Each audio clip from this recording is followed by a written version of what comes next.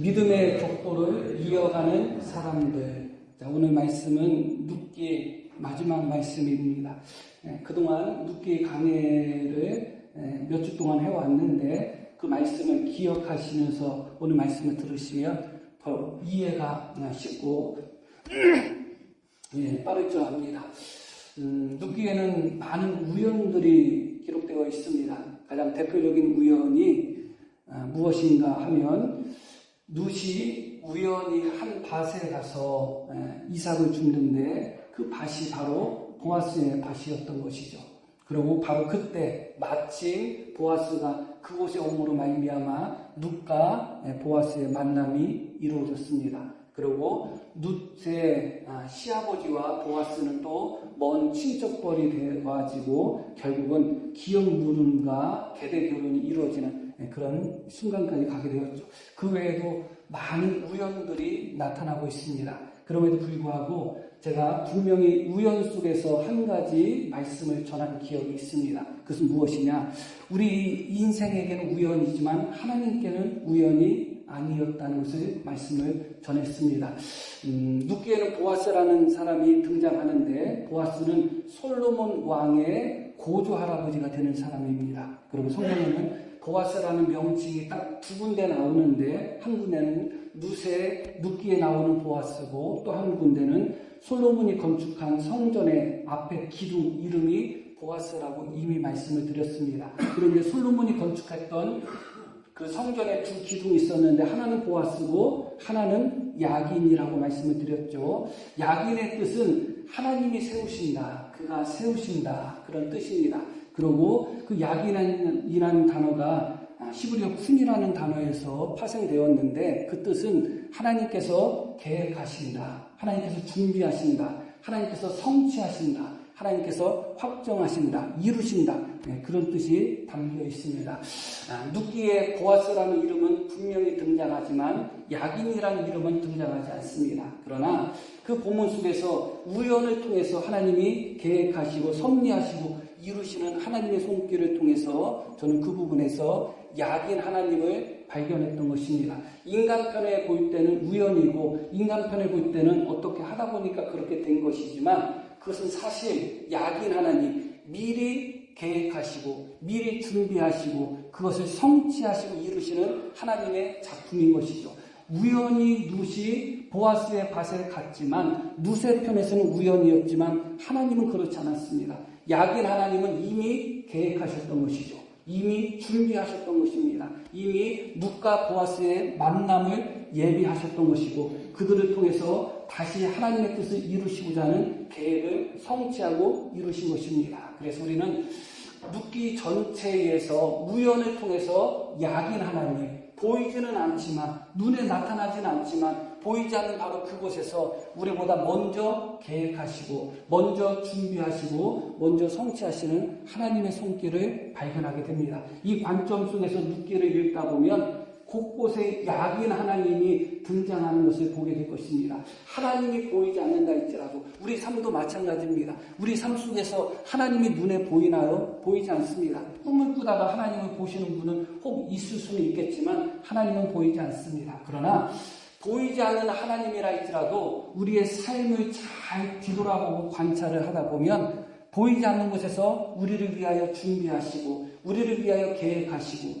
우리를 위하여 예비하시고 성취하시는 야긴 하나님이 발견될 것입니다. 그런 은혜가 우리 모두에게 있기를 다시 한번 소망합니다. 결국은 한마디로 말씀드리면 인간 편에 볼 때 우연이 결국 우연은 아니다. 하나님께서 야긴 하나님이 미리 계획하시고 섭리하신 것이다. 그것은 분명한 사실이고 그것이 룻기가 우리에게 주는 분명한 교훈이 됩니다. 왜 이 말씀을 드릴까? 오늘이 무슨 날이죠? 오늘이 바로 우리 교회 100년사 출판 기념 감사 예배를 드리는 날입니다. 원래는 몇 년 전에 나왔어야 되지만 여러 가지 이런저런 일들이 겹치면서 한 몇 년 늦게 100년사가 출판되게 되었습니다. 그런데 오늘 읽으신 본문이 어떤 본문이냐? 족보에 관한 본문이에요. 누가 누구를 낳고 누가 누구를 낳고 100년사는 결국은 우리 교회의 족보와 같은 것입니다. 우리 교회의 믿음의 선배들이 어떻게 살다가, 어떻게 믿다가, 어떻게 충성하다가, 어떻게 죽었는지, 그들이 우리 교회를 위해서, 하나님을 위해서 어떤 믿음의 열매를 남겼는지, 그런 것을 기록한 것이 백년사잖아요. 그런데 공교롭게도 오늘 눕기 강의 마지막 날, 마지막 본문이 족보 이야기입니다. 백년사를 출판하고 감사 예배를 드리는 우리 교회와 지금 시점이 하나도 조금도 빗나감 없이 완전히 일치되는 그런 본문이었죠.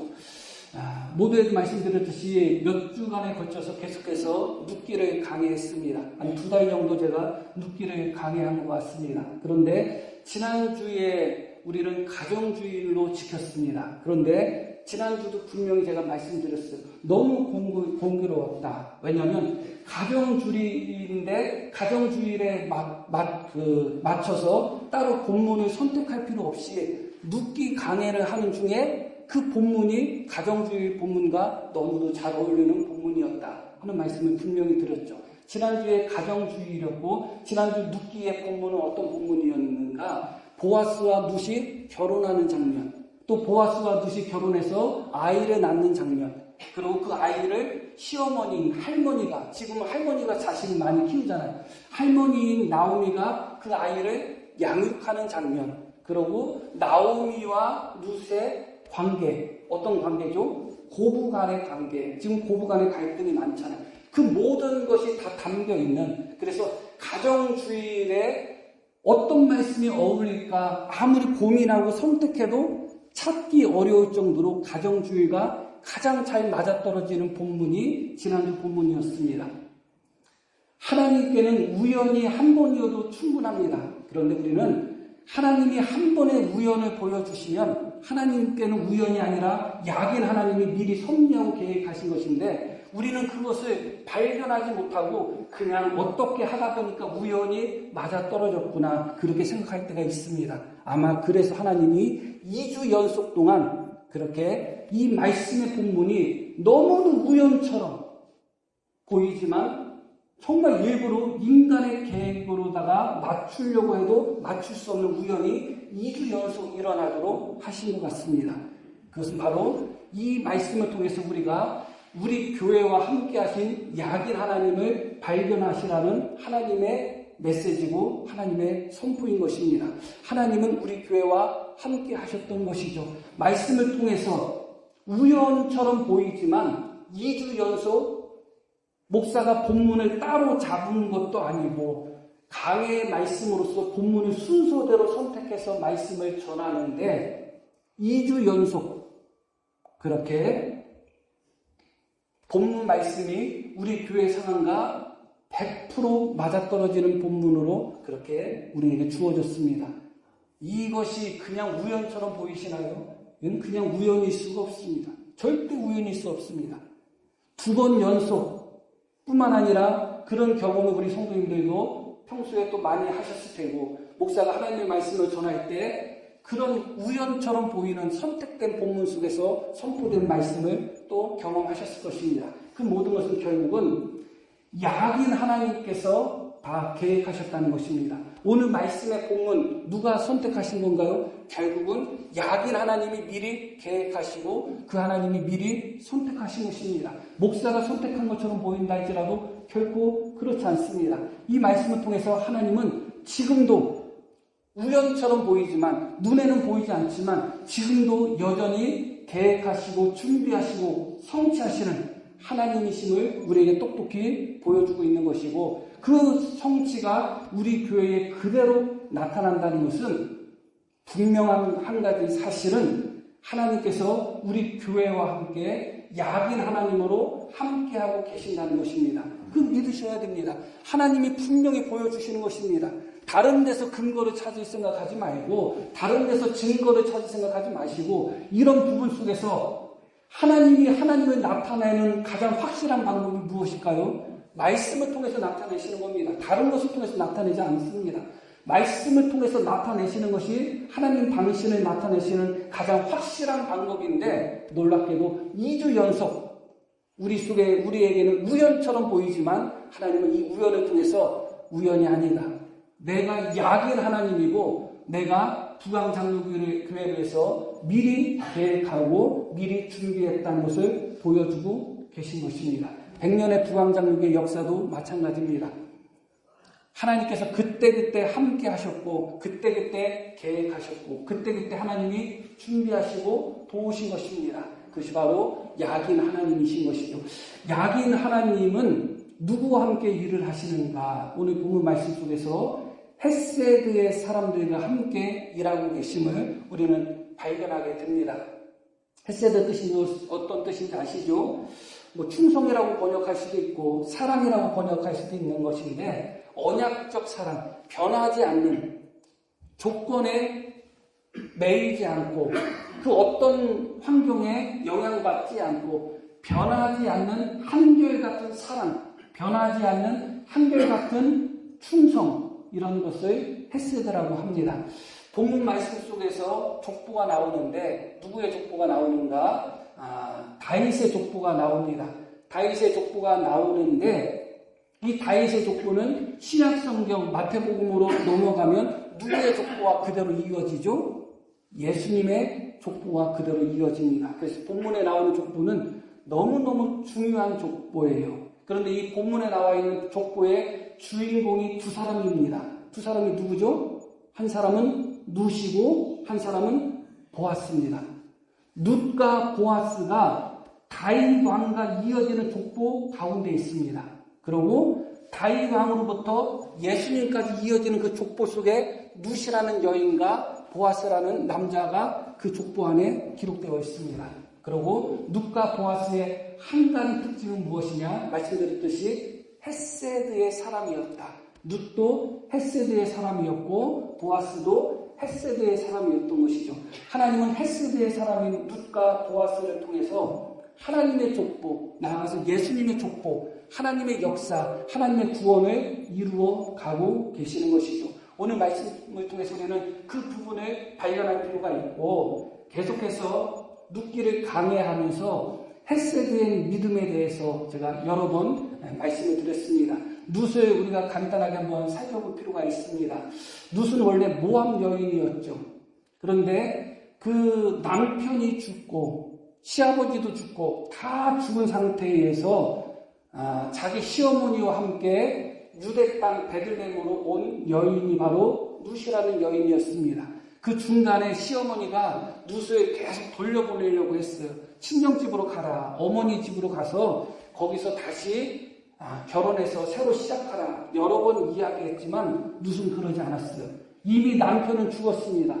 그리고 시어머니는 재산이 하나도 없는 거의 거지와 같은 상태였습니다.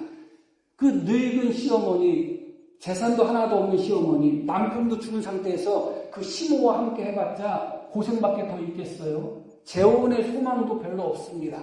그래서 시어머니 나오미는 계속 돌아가라고 했지만 룻은 그러지 않았습니다. 어떤 말을 했죠? 어머니의 하나님이 나의 하나님이 될 것이고 어머니의 백성이 나의 백성이 될 것이고 어머니가 죽는 곳에서 나도 죽겠습니다 하면서 룻은 시어머니를 붙쫓았다고 나옵니다. 붙쫓았다는 것은 달라붙었다는 거예요.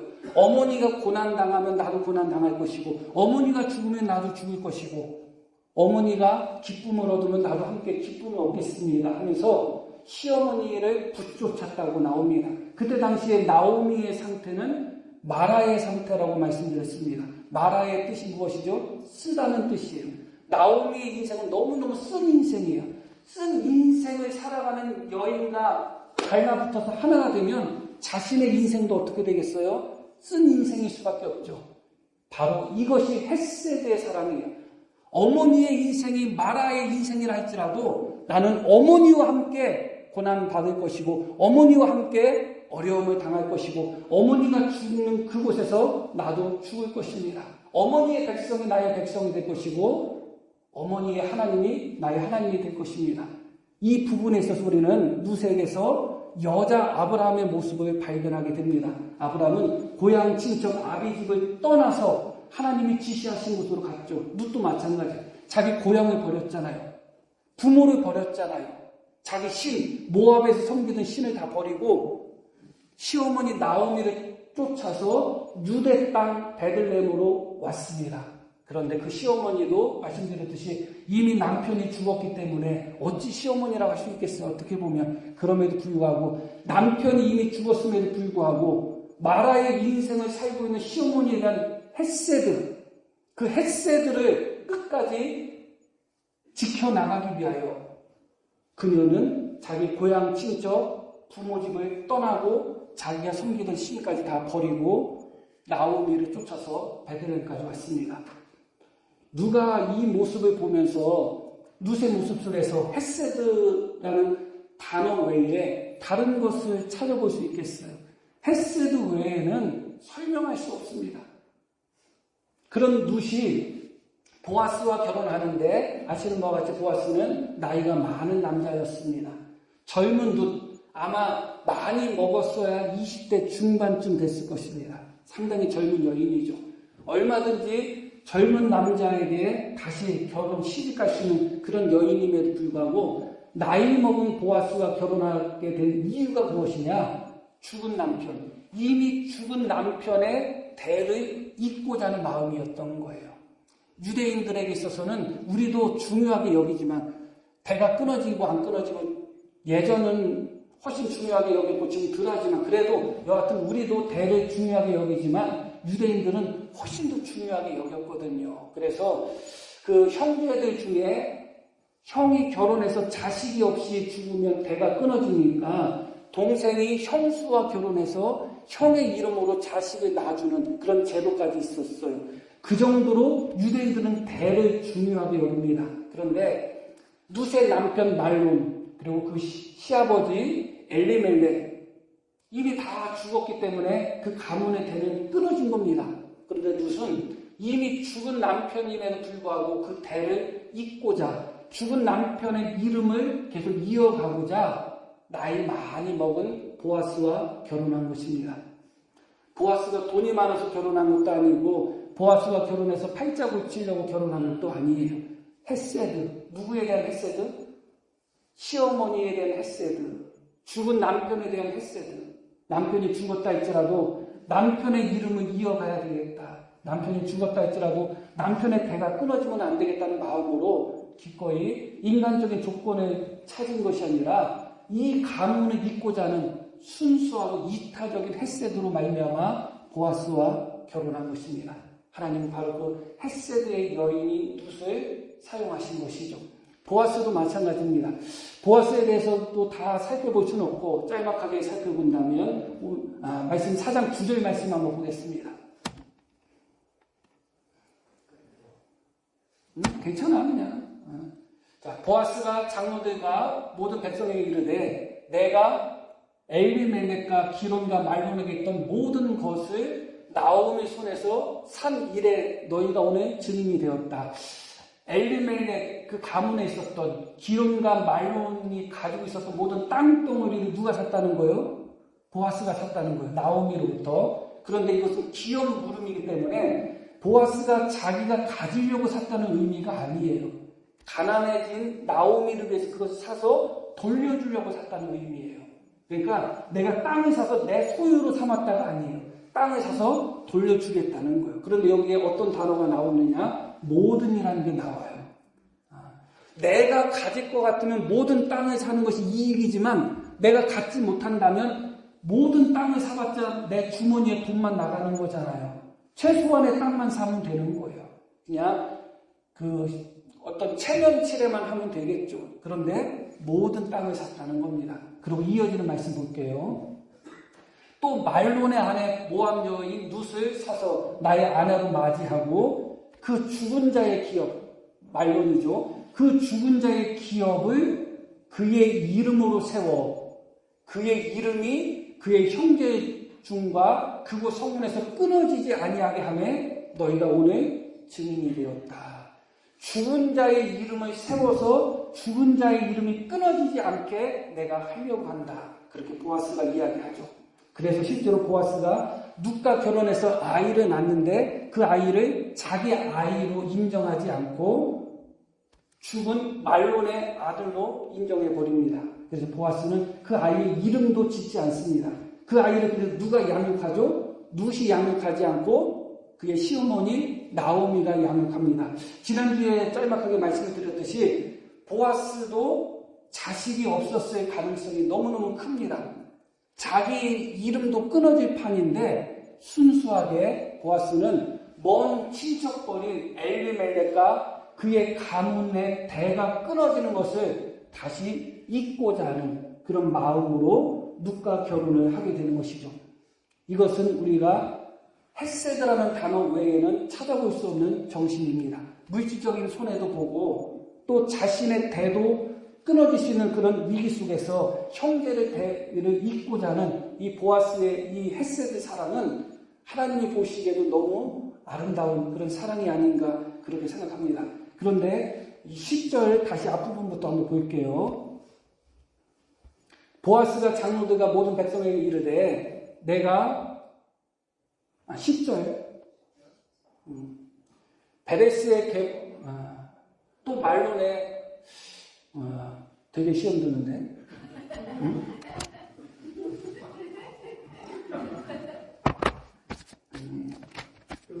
한 3-4번 내가 시험 드는 거 내가 속으로 다 참았어요. 또 말론의 아내 모압 여인 룻을 사서 나의 아내로 맞이하고 그 죽은 자의 기업을 뭐라고 나오죠? 그의 이름으로 세운다. 죽은 자의 기업은 누구의 이름? 보아스 내 이름이 아니라 죽은 자의 이름으로 세워서 계속 함께 읽을게요. 그의 이름이 그의 형제 중과 그곳 소문에서 끊어지지 아니하게 하매 이렇게 말씀이 나옵니다. 그러니까 이 보아스와 룻과 결혼한 것은 자기 이름을 세워서 자기 이름이 끊어지지 않게 하기 위함이 아니라 이미 죽은 먼 친척벌인 말론과 엘리멜렉의 이름을 다시 세우고 그들의 이름이 끊어지지 않고 계속 대가 이어가도록 하기 위함이다. 그렇게 이야기하고 있습니다. 그런데 오늘 우리가 읽으신 말씀은 족보 말씀입니다. 한번 보겠습니다. 족보 말씀 오늘 읽으신 부분.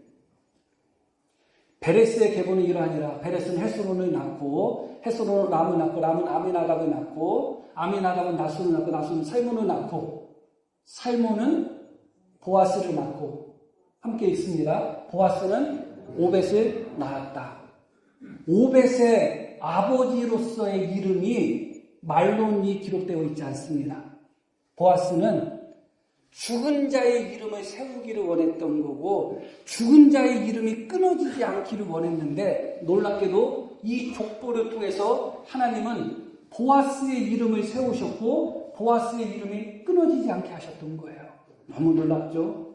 철저한 헤세드, 이타적인 헤세드, 나의 이름을 세우고 나를 높이고 내가 영광받고 내 대가 무궁히 가고자 하는 욕심 속에서 행한 것이 아니라 이미 죽은 형제, 그것도 먼 친척벌에 있는 그런 그 가문의 이름을 다시 세우고 그 가문의 이름을 다시 잇고자 선택했던, 그래서 철저하게 자기의 이름은 내려놓고 그렇게 헤세드 사랑으로서 이런 실천을 했던 보아스에게 하나님은 놀랍게도 보아스의 이름을 하나님이 세워주셨고 보아스의 이름을 하나님이 이어가게 하셨습니다. 그런데 그냥 하나님이 보아스의 이름을 세우시고 이어가게 하신 것이 아니라 이 오벳이 결국은 다윗 왕의 누가 되죠? 할아버지가 됩니다. 그리고 다윗은 예수님의 조상이 됩니다.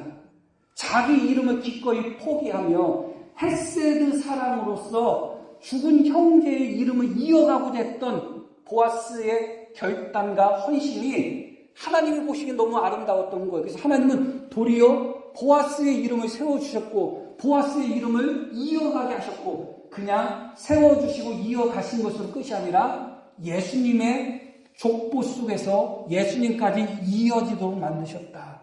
그래서 결국은 보아스가 베풀었던 헤세드는 누구에게 돌아온 거예요? 자기 자신에게 돌아온 것입니다. 나를 위한 최고의 선택이 무엇이냐? 나를 위해서 무엇을 하는 것이 가장 잘한 선택이냐? 그것은 바로 철저하게 헤세드의 사랑을 실천하는 것입니다. 왜 그런가? 하나님이 살아계시기 때문에 그래요. 하나님이 보시고 갚아주시기 때문에 그래요. 하나님이 살아계시지 않고 하나님이 보시지 않고 하나님이 갚아주시지 않는다면 욕심 부리면서 살아야 되겠죠. 내 욕심 채우고 내 배 채우고 내 주머니 채우면서 사는 것이 잘 사는 거겠죠.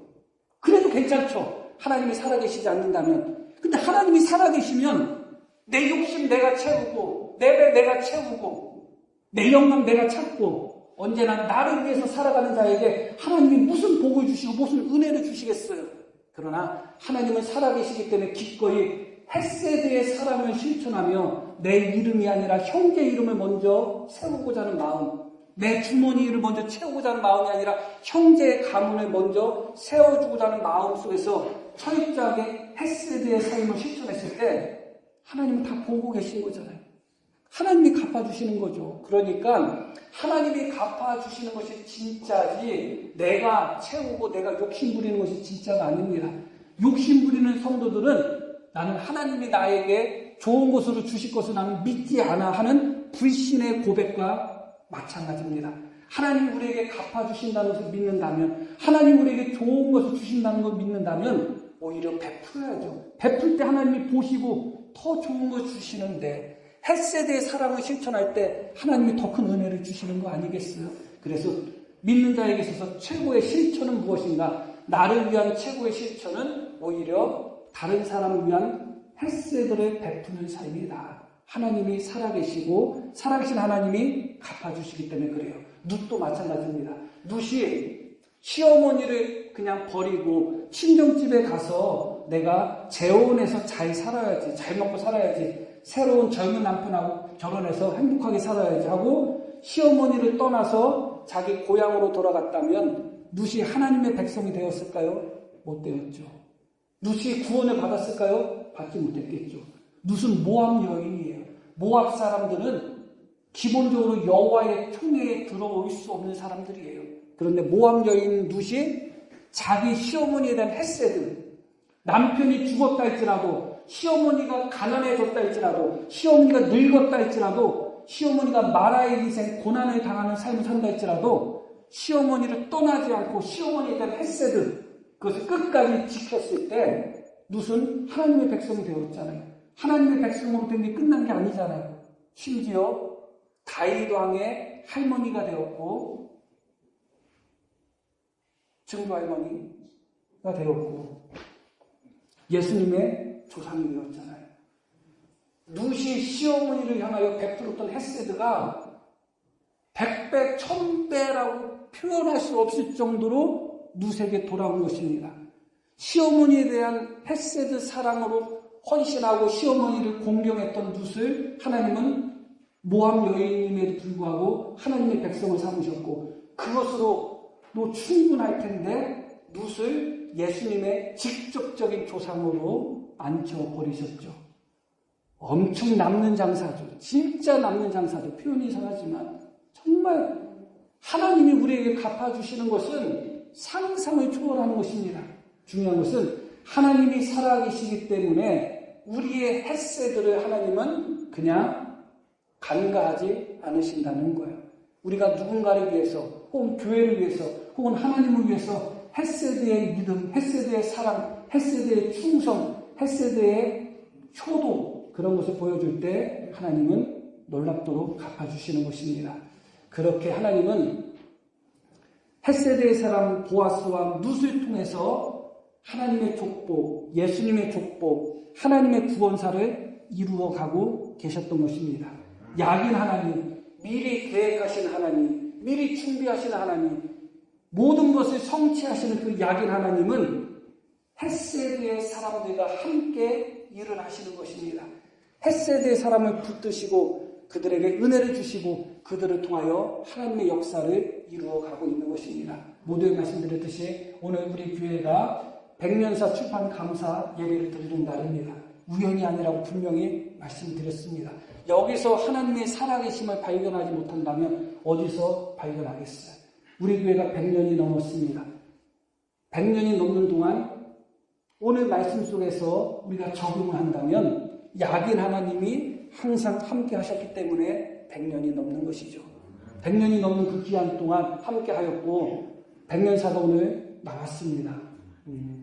많은 교회가 50년 되고 100년 돼서 우리도 50년사, 100년사를 쓰자 하면서 출판하지 못한 교회들이 많습니다. 이게 쉬워 보여도 쉽지 않습니다. 이해관계들이 맞물려 있고 현재 살아있는 사람들의 이야기를 많이 담아야 되기 때문에 오히려 시험 드는 교회들도 많이 있습니다. 우리 교회 보시는 바와 같이 성도들이 많지 않잖아요. 어려움을 겪었던 교회잖아요. 그럼에도 불구하고 백년사가 오늘 나왔습니다. 백년사를 우리가 읽어보시면 아시겠지만 구석구석 그때그때 하나님이 약인 하나님으로서 우리 교회를 위해서 어떻게 함께 하셨고 어떻게 우리 교회를 지켜주셨고 어떻게 우리 교회에 은혜 베풀어 주셨는지가 보이는 것입니다. 아이들은 자기가 혼자 컸는지 압니다. 혼자 크는 아이가 어디 있겠어요. 하나님의 은혜 없이 약인 하나님의 도우심 없이 그렇게 100년이 가는 교회가 어디 있겠어요.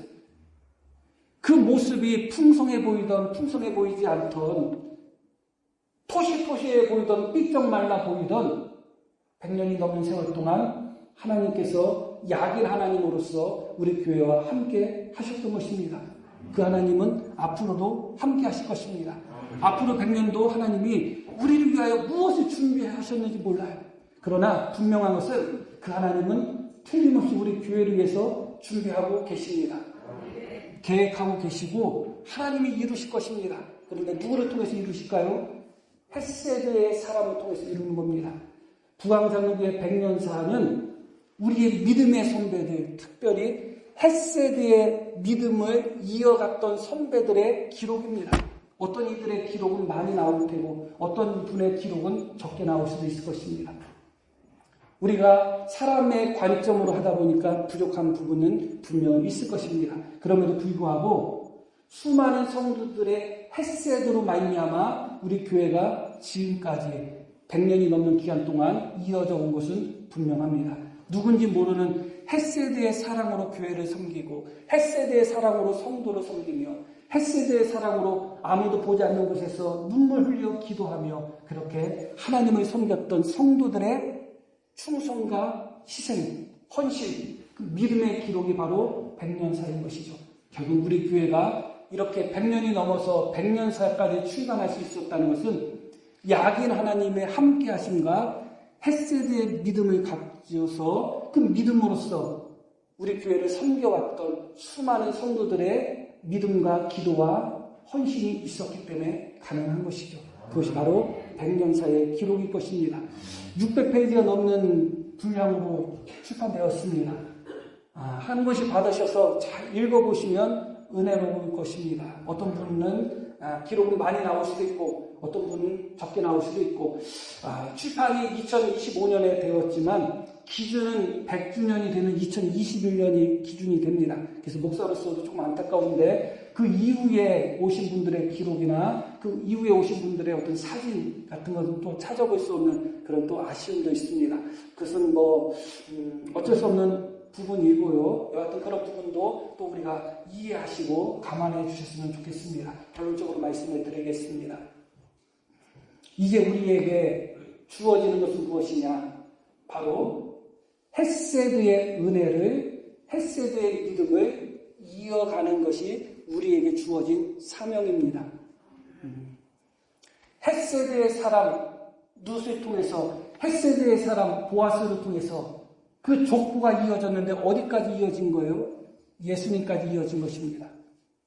우리도 앞으로의 100년 우리의 헷세드의 믿음으로써 대를 이어가야 되는 것입니다. 그러나 만약에 우리가 다툼으로써 이 대를 이어간다면, 시기와 질투와 미움으로써 이 대를 이어간다면 마지막이 예수 그리스도로 끝날 수 있을까요? 그럴 수 없습니다. 우리에게 주어진 것은 한 가지뿐입니다. 헷세드의 믿음으로 대를 이어가는 것이지 서로 미워하고 시기 질투하고 그런 정신으로서 대를 이어갈 수는 없습니다. 그래서도 안 되는 것이죠. 오늘 말씀을 통하여 다시 한번 룻의 헷세드를 기억하고 보아스의 헷세드를 기억하며 우리 믿음의 선배들의 믿음의 헷세드를 다시 한번 또 기억하며 그런 우리와 함께 하신 약인 하나님의 도와주신 은혜, 약인 하나님이 준비하신 은혜, 약인 하나님이 성취하신 은혜를 기억하며 우리가 믿음으로 헷세대의 대를 이어갈 수 있는 그런 믿음의 결단을 할 수 있는 복된 하루가 되기를 소망합니다. 자, 우리 들으신 말씀 기억하며 함께 기도하시겠습니다.